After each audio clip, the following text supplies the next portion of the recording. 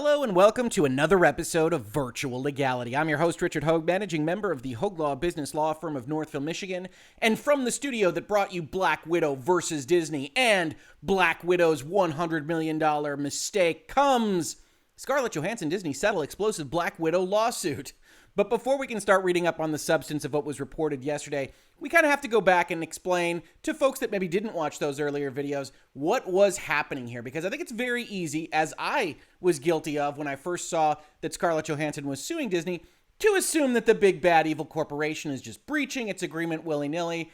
And as we know, that isn't quite the case. The crux of Ms. Johansson's lawsuit against Disney is that the phrase wide theatrical release refers to an exclusive wide theatrical release, when, at least as presented in her lawsuit, the word exclusive doesn't appear to be present in the document itself. Now, that doesn't mean that Scarlett Johansson loses her case. She claims that there's an industry standard here, that wide theatrical release means only wide and theatrical, and she might have, well, won the day.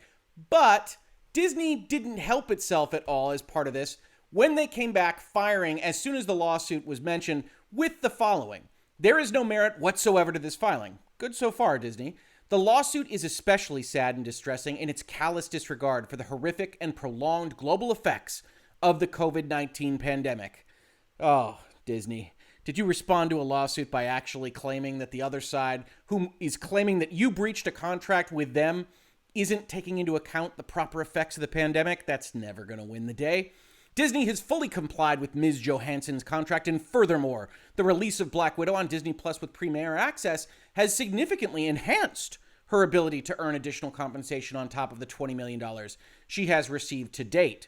So, the battle is joined. We've got Disney with an argument that says, hey, it doesn't say exclusive, we can put it on other places, and we're going to make her more money, and also impugning her good name in the process. We have Scarlett Johansson's team that says, no, this has always meant exclusive. Streaming hasn't been around long enough to have the contracts actually say all this stuff up front, and so the court should use good faith, fair dealing, to establish that Disney is in the wrong. Now, in respect of that $100 million mistake, later on, it came out in a Wall Street Journal article that the original ask from Scarlett Johansson's team as part of this, before the lawsuit was filed, was for an $80 million additional payment on top of the $20 million guarantee that she was already getting that was referenced by Disney in their statement. Or as GameSpot reported, after Disney Marvel announced that Black Widow would have a simultaneous release on Disney Plus and in theaters, Johansson's lawyers came to the movie studio asking for an $80 million payment to make up for the shift to at-home streaming. To come up with the number, Johansson's team estimated that Black Widow would have made $1.2 billion at the box office in pre-pandemic times.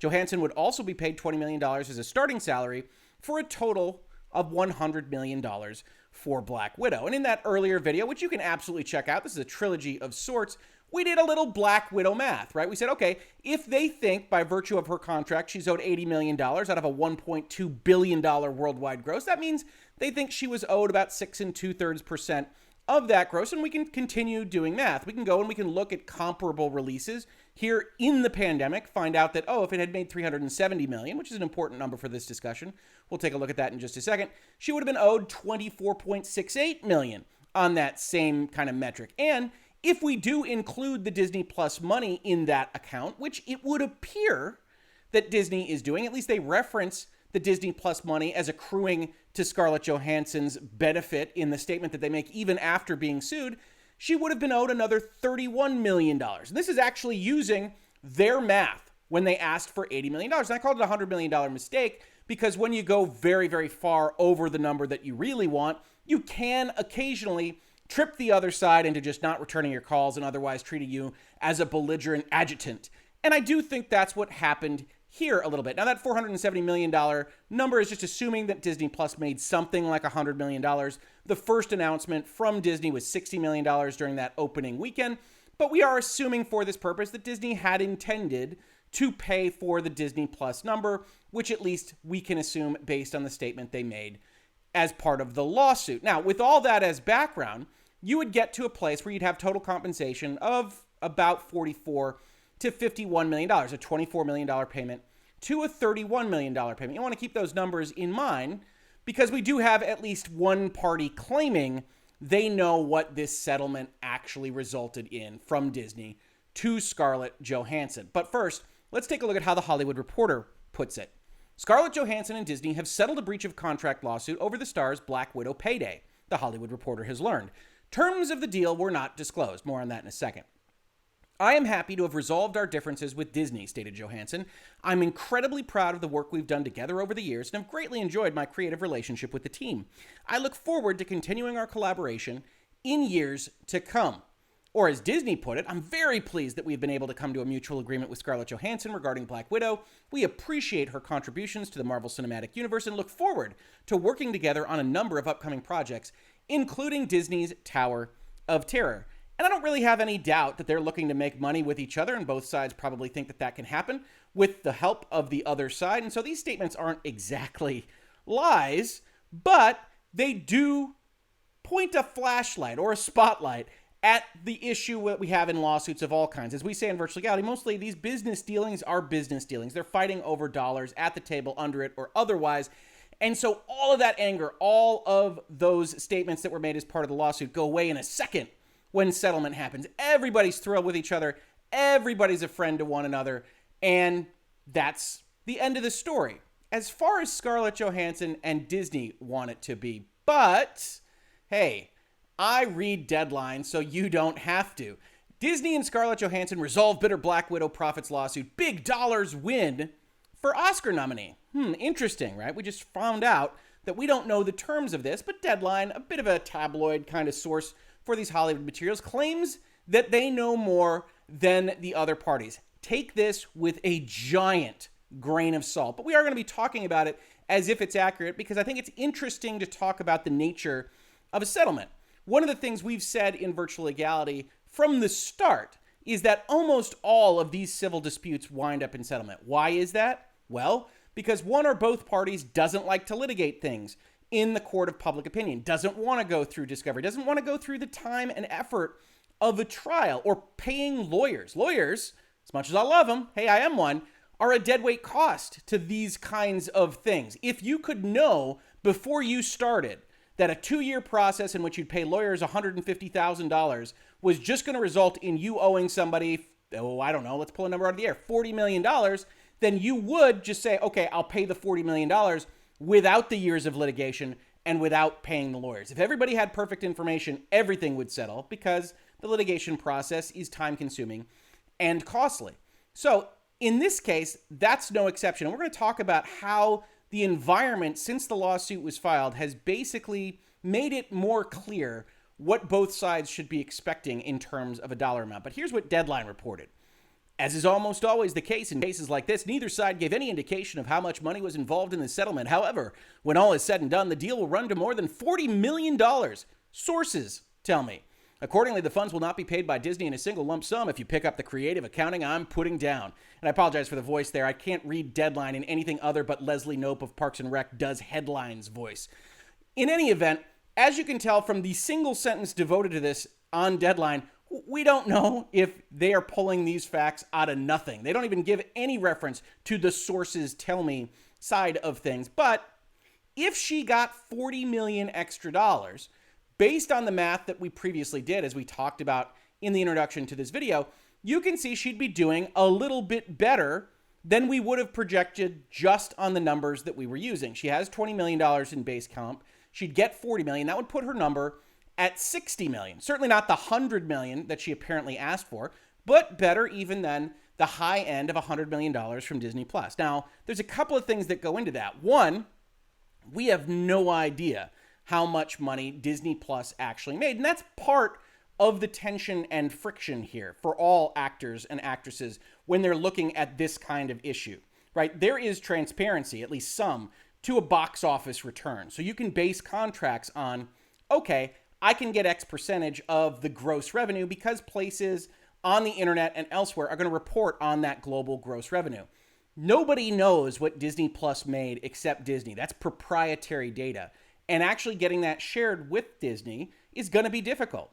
We've talked in other instances here in Virtual Legality about the fact that, Apple could potentially go get money from folks that pay for things outside of their ecosystem if they use a link, as the judges required in the lawsuit that they recently lost in part. And folks have said, well, how could they possibly know? And we said, well, there's contract rights. You can go say, I get to audit you. You're going to report in your books and records to me how much money you made.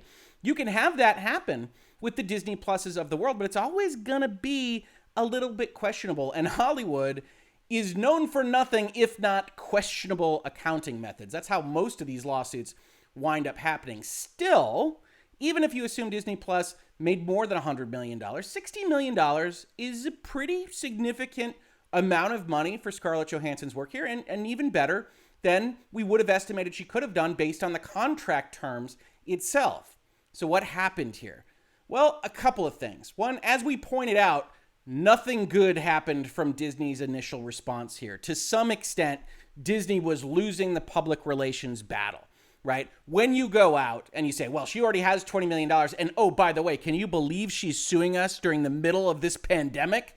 If you're a multinational global corporation that basically owns almost every bit of media on earth, nobody is going to side with you on a statement like that. This was a mistake. And like any mistake, especially in litigation, it's going to cost you. You're going to pay a little bit extra because you said something like that. You impugned her good name. She's going to be a little bit more angry. Sitting at the settlement table, it's going to cost you a little bit, which is exactly why, as part of this process, they were trying to kick this out to arbitration, right? And if you go and you look at some of the articles that I've quoted here, I will, of course, link them in the description of this video. You will see that reference is made to arbitration, that in all likelihood, what happened here was that they tried to go around the horn from an existing arbitration clause in their contract by suing Disney and not Marvel. And for the most part, a lot of folks think that wouldn't have worked. I tend to agree that these kinds of issues wind up in arbitration because they are agreed to in a commercial context. And that's better for both sides usually, because any mudflinging or elsewise is going to happen behind closed doors. Scarlett Johansson's team, however, wanted it to be public. And so they brought it in a court of law, even if they would ultimately lose on a motion to drag it into arbitration, a motion that Disney brought and was going to be considered basically next in the flow of the courtroom. And once it goes behind those closed doors, Scarlett Johansson's team has lost any of the public opinion benefit that they would otherwise have. The other thing that happened here is that there was a release of a theatrical exclusive movie that was enormously widely received and on the thermometer here on Rotten Tomatoes from the audience score and elsewhere. And even though it was so widely and well received, it didn't do that great in the box office. It certainly did great for pandemic times. And one of the things we talked about in our videos in this series is that Scarlett Johansson's team had taken a bet that they should get these points on the gross revenue on the assumption that the environment to sell movies into would be different than it is in 2021. And that sucks for them. It's terrible for Disney. It's terrible for us. We'd love to go to the movies more often. We'd love to see more movies getting made big and proud on these theater screens. But that's not the world in which we live today. So it was always a mistake for Scarlett Johansson's team to roll in and say we should get money based on $1.2 billion. Because when you look at Shang-Chi's number, and a lot of people really like this movie, it broke a lot of records over Labor Day. It stars someone that's still living in the relevant cinematic universe and has been framed in a number of advertisements as being one of the new Avengers. And it's got global revenues right now of $366 million, which is a nice number in the pandemic, but it's not even as much as Black Widow's $377 million, plus the Premier Access money that was made selling it to folks streaming it at home. So once this happens, you've got this comparison point.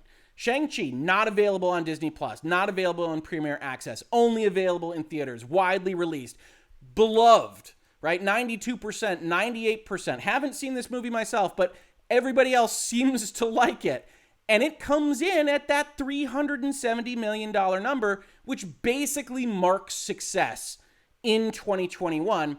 You've got the piece of evidence that you need, really on both sides, but certainly on Disney's side, to say, look, you were owed a certain amount of money on this gross revenue. We're going to pay you that, undoubtedly. At no point did Disney actually argue that they weren't going to pay her that. They talked about enhancing ability to earn additional compensation from Disney Plus and the theatrical release, etc. But that $370 million number is basically a reasonable cap Now, you can argue this, right? You can say, well, Black Widow was one of the original Avengers. She's been around a lot longer than Shang-Chi that nobody had ever heard about. And I'll listen to you, which is why you're going to get a bump, right? Especially when you're in major litigation. You're going to get a bump. You're going to get that Disney Plus money, which maybe takes you to $470. And apparently, you're going to get a little bit more money on top of that, which is going to drive you to this $40 million settlement. Again, we're taking the deadline news as sacrosanct. You shouldn't do that. It may or may not be $40 million. It's interesting that one of the things that deadline article suggests is that they're going to pay it using creative accounting, which is just them talking about multiple payments instead of one payment. But at the end of the day, you've got all these situations happening, and at the same time, you've got Disney's stock price not really doing what the lawsuit claimed it would do. That putting Black Widow on Disney Plus was deliberately designed to drive the stock price up, and Walt Disney Company was accruing all these profits to itself at the expense of Scarlett Johansson. And regardless of whether they do Black Widow on Premier Access, Shang-Chi not on Premier Access, Disney's stock is all over the place. And certainly most recently, they're having trouble because it's a pandemic and they're a media entertainment company. And that also, again, highlights issues with the overall thesis of Scarlett Johansson and her team's case. So, what I think winds up happening here is essentially that Scarlett Johansson and her team bring this litigation because they think they're owed more money. Who can blame them? They're certainly owed something under the contract they entered into. Based on the math that they present, I would estimate that was going to be somewhere in the $25 to $31 million neighborhood. And by virtue of the litigation, Disney gives them some extra money to make people happy. They know they stuck their foot in their mouth as part of this process. But if you're asking the question, who wins on this, I don't think there really is a winner. I think Disney looks bad. I think Scarlett Johansson got pretty close to what the contract, based on her own team's math, suggests she would have gotten anyway, with maybe a $8 or $9 million bump. Not bad if you can get it. Don't get me wrong. But at the end of the day, this entire saga should be viewed as essentially an example of why things settle, why things are handled through behind the scenes action, through closed door meetings and phone calls. Because mostly this didn't work out well for anyone. But Scarlett Johansson maybe got a little bit more than she otherwise would have.